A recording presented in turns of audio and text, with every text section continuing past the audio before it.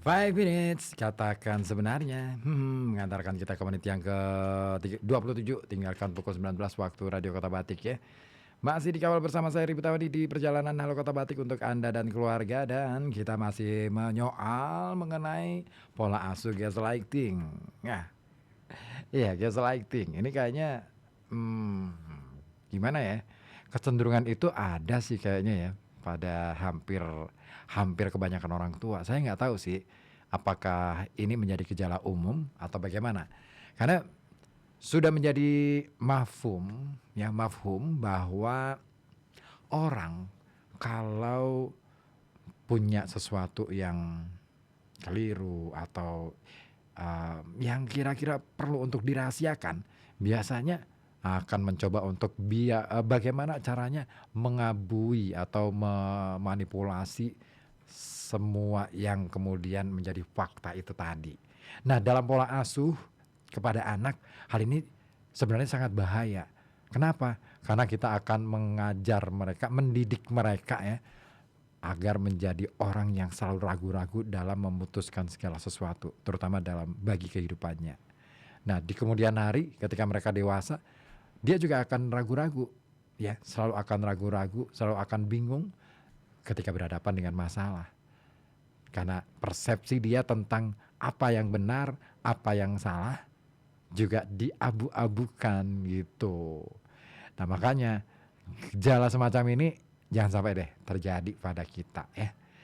Jadi tadi sudah ada dua ciri ya, bahwa dua ciri dari pola asuh orang tua gaslighter ya. Yang pertama, orang tua itu tampil beda ketika di depan banyak orang atau orang lain, tapi ketika di dalam rumah, wah, manipulatif banget gitu ya.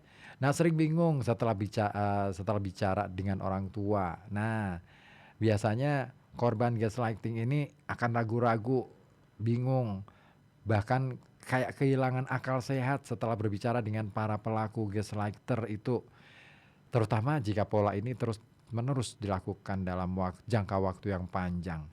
Nah, rasa bingung ini bukan kebetulan, tapi itu adalah bagian dari strategi. Kenapa? Karena gaslighter itu biasanya pingin membuat korban dia, entah siapapun itu, termasuk anak-anak ya, anak kita sendiri gitu ya, itu pinginnya agar mereka tuh bergantung pada kita. Lalu ciri yang ketiga apa? Nah, ini yang ketiga, menyalahkan anak atas kemarahan mereka. Wah, ini nih. Jadi seperti dikatakan Zuckerman, seorang psikolog dari mana tadi? Dari Amerika ya? Saya lupa. Ya psikolog pokoknya psikolog lah ya, keren nih orang. Nah, ucapan seperti kamu bikin aku marah atau lihat ini semua salahmu loh, itu adalah contoh blame shifting, yaitu teknik mengalihkan kesalahan padahal dia sendiri yang salah. Nah, ini adalah cara strategis orang tua gaslighter untuk menghindari tanggung jawab. Dengan menyalahkan anak, mereka menanamkan rasa bersalah sekaligus mengendalikan emosi anak. Jadi, kalau itu dilakukan setiap saat dan setiap waktu dalam jangka waktu yang panjang, efeknya adalah anak akan merasa selalu dalam kehidupan atau dalam perasaan yang selalu bersalah. Dia tidak punya rasa kepercayaan diri, bahkan merasa bahwa dirinya hanya bayang-bayang dari orang tuanya. Nah, dampaknya anak jadi merasa harus selalu berhati-hati agar tidak memicu emosi orang tua, meskipun sebenarnya itu bukan kesalahan dia. Nah, perlu untuk disadari bahwa orang tua juga harus bisa mengakui secara terbuka kepada anak-anak tentang apa yang pernah dia lakukan sebagai kesalahan, kekeliruan. Ya, tentu caranya harus pelan ya, hati-hati. Karena ketika kita salah menyampaikannya, ini bisa menjadi fatal. Kenapa? Fatalnya adalah anak kita akhirnya meniru apa yang kita lakukan meskipun itu perbuatan salah. No, jangan begitu. Nah, tetapi kita harus mulai pelan-pelan untuk memperbaiki dan segala sesuatunya juga disampaikan dengan baik. Bukan kemudian akhirnya mengalihkan kesalahan kepada anak. Nah, itu. Terus tumbuh meragukan penilaian sendiri. Itu ciri yang berikutnya. Ya, gaslighter kerap mengubah cerita sesuai kepentingannya. Mereka bisa menyangkal, pernah berkata sesuatu, atau menolak mengakui perbuatannya yang jelas-jelas mereka lakukan. Nah, tujuan utamanya apa sih dari gaslighter itu? Semata-mata adalah mengontrol narasi anak, membuat mereka merasa tidak mampu mempercayai penilaian atau pandangan mereka sendiri. Iya, karena setelah ragu-ragu atas kebenaran yang dia persepsikan gitu kan, atau dia mendapatkan persepsi dari berbagai lingkungan gitu ya tentang apa yang benar, apa yang keliru itu. Nah, dia akhirnya ragu-ragu dengan cara seperti itu.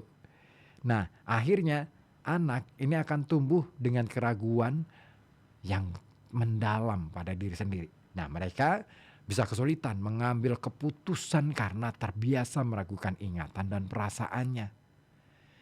Ya, mereka tidak punya rasa kemerdekaan atas perasaan mereka dan mereka tidak punya rasa kemerdekaan atas pikiran mereka. Bahaya deh, kasihan deh. Coba deh pikirkan di masa depan.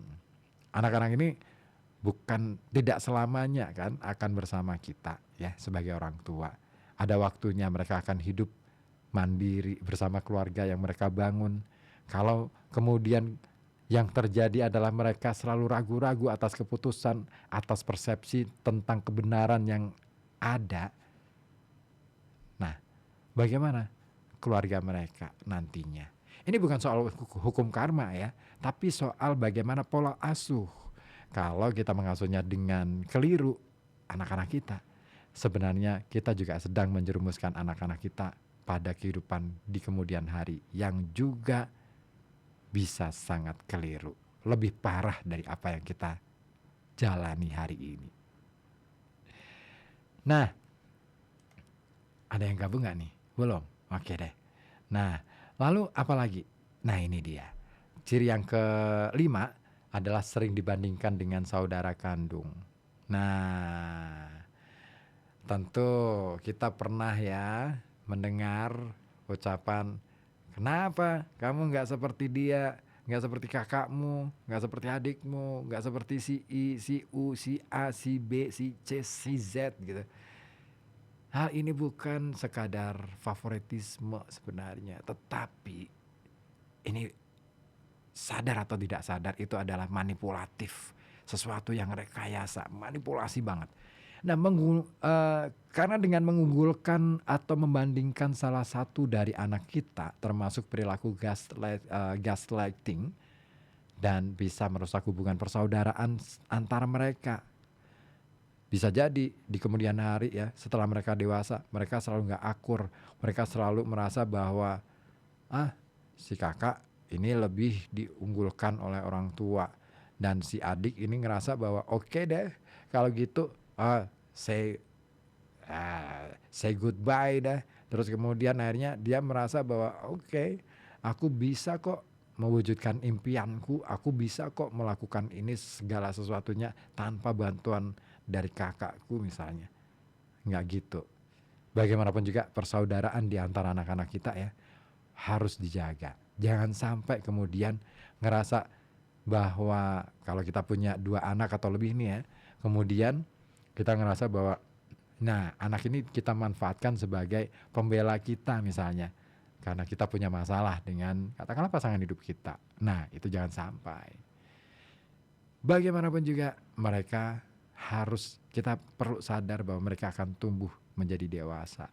Dan saatnya mereka dewasa, sesungguhnya ingatan tentang apa yang mereka alami di masa kecil, di masa kanak-kanak, itulah yang menjadi pelajaran penting dalam hidup mereka dan itulah yang akan mereka tiru di kemudian hari. Jadi, apa yang kita lakukan kepada anak-anak kita, itulah yang akan mereka praktikkan di kemudian hari. Itu sudah pasti. Hukumnya sudah pasti tuh. So, jangan sampai itu terjadi.